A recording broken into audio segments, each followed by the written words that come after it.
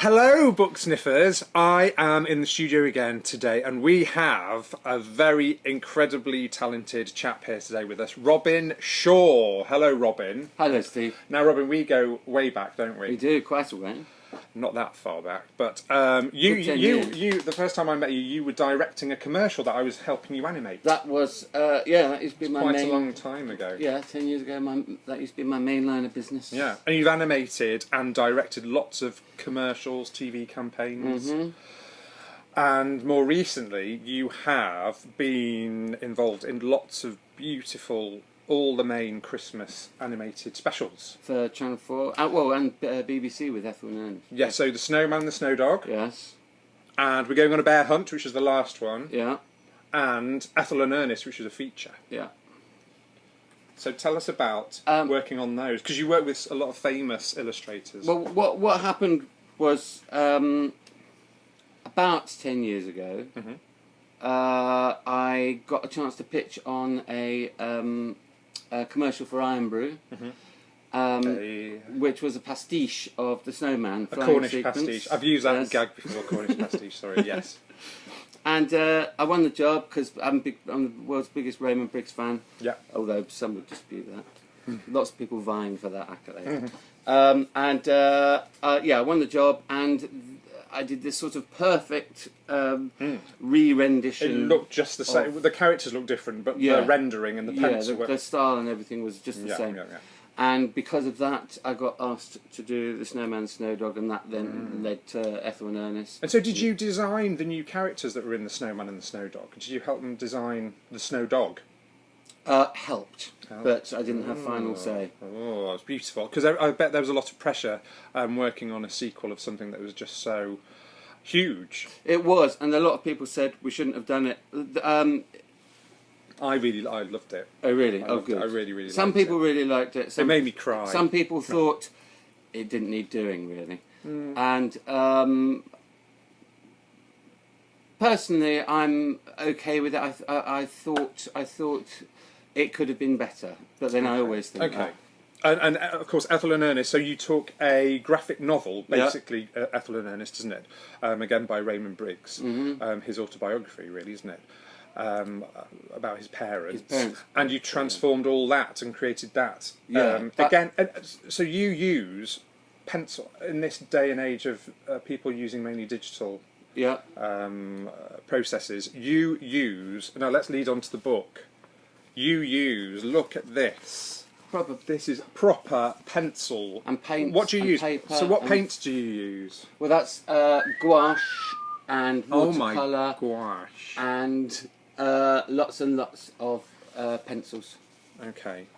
And so that's led through from the Snowman and all the adverts that you've used using pencil. Now you're using it in your books. What made you make the transition from animation to illustration? Because there's a lot. I've made a little list because there's a gang of us, aren't there? There's a gang of animators that are sort of there's Yasmin Ishmael, there's Jim Field, Benji Davis, Ben Mantle, Lee Hodgkinson. There's quite a little group of us developing from animation to illustration. So what made you? I think it's two things. Firstly, doing something like this is the perfect antidote to being an animator.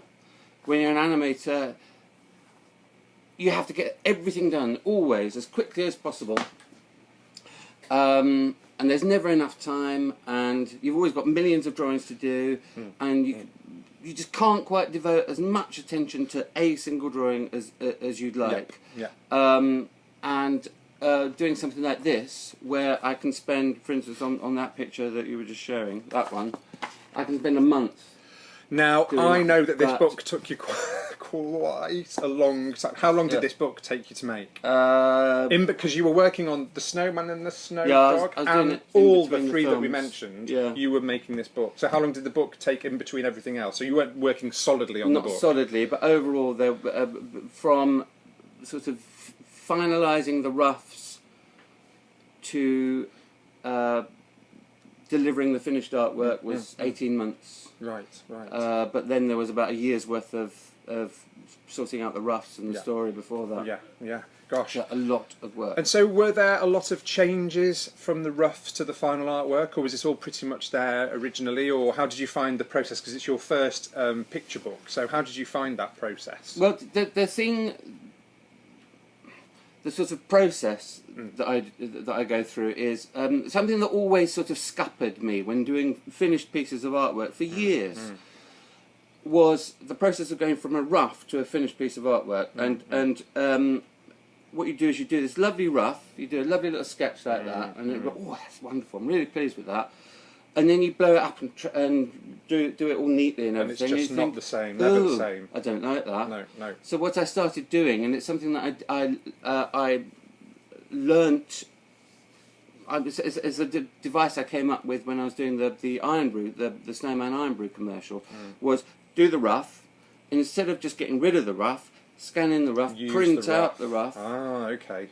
Even if you're blowing it up sort of 400%, that rough will have all the spontaneity and original invention of the drawing, your original concept. Yes.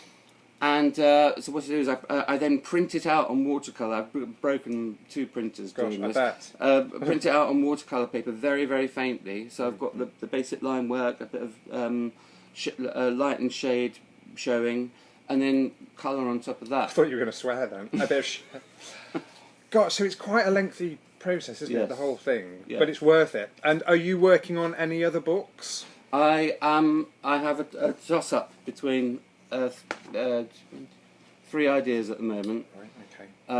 I've had a rest. Well, I think you deserve a rest, because I know that you were getting up to make this book at sort of 5 o'clock in the morning. Yeah, every morning, 5, until I went into the studio to work on the films. That's dedication. And then every weekend. Yeah. But so I've had a little rest to sort of clear my mind, and now all of a sudden I've got 3 ideas, and I'm about to start on. I've got to start on one of them. I've got to pick which one. Okay. Because this is now. Was Me and My Dad the original title? No, the original title was We're Off Down the Road. Then it was Down the Road with Dad. Yeah. And then Hodder decided to really push it towards the Father's Day market. Because it's got a beautiful relationship between the dad and the daughter going through town, and then they end up in a beautiful bookshop at the end. You've told them the end. Well, they'll buy it. They'll buy it anyway. Don't worry. But it was called Down the Road with Dad for quite a while, or We're Off Down the Road, because Candy, my wife, and I moved back to the area where I grew up about 5 years ago, and I suddenly I could see all the things that I'd seen when I was a kid, like some railings or a certain bit of the park, or a house that looked a bit funny and different from the rest. And I could remember all the things that I used to imagine when seeing these things, or when I saw these things, like climbing on the railings, or just finding even just some steps going down from one bit of pavement to another bit of pavement, just incredibly exciting. And there was an old hardware shop on our high street. I'm just going to find it, where that always had these metal bins outside. Yes. And to me, and they had actually that I didn't do the actual ones, because the actual ones were on legs and had a little sort of chimney spout in the top. They were incinerator bins, but I thought that was a bit dangerous. Yeah, probably wouldn't be recognised as bins anymore. Yes. But they always looked like. So that's where you got your idea from, the walking down the road. Yeah, and I was reminded of how much fun you can just have walking down the road. On your own or with your dad. And I was also reminded of when my oldest daughter especially was small, was very, very small, and my middle daughter was just a tiny little baby. Yes. And I between jobs she'd be bored at home, and I'd just take her out and we'd go and splash in puddles, and it was just fun. Yeah, just fun going down the road. Speaking of which, your 3 lovely daughters, who also I know, they're not so young anymore, are they? No. They're all growing up. What was, as it's Father's Day, this is the Father's Day special, what was the girls' favourite story that you used to read to them? Or was there 2 or 3 favourite picture books, or a particular book that the girls have always loved, or that they always remember you reading to them? Oh my goodness. Room on the Broom. Yeah. Tiger Who Came to Tea. Yes. Another classic. All the classics. Another classic. Yes. Yeah. And there was another one, I can't remember, it's about a little dog, a scruffy little dog. Was it Shifty McGiff? No.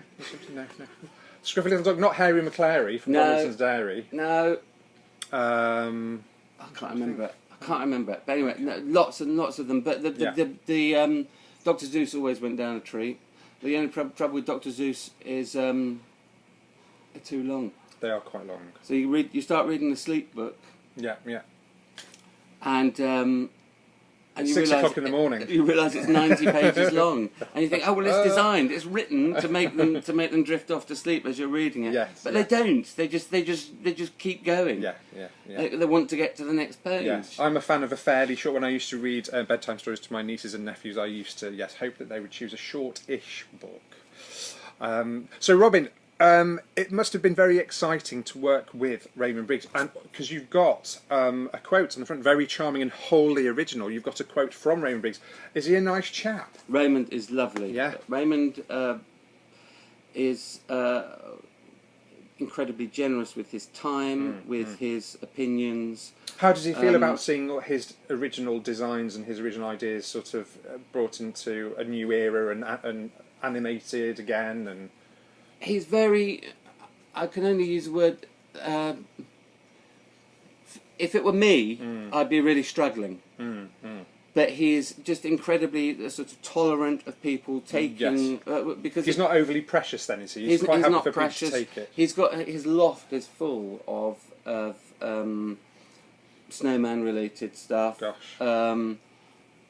Most of which he hasn't drawn himself or designed right. himself. So he's embraced it. He's got used to it. He's had to I guess you have to do that with such a big brand. Yeah. You just know that people are going to take it on and do stuff with it. But every time I've been with him when he's watched Ethel and Ernest, he's always ended up crying because he finds the whole thing so moving. He always says it's like his mum and dad are in the room with him.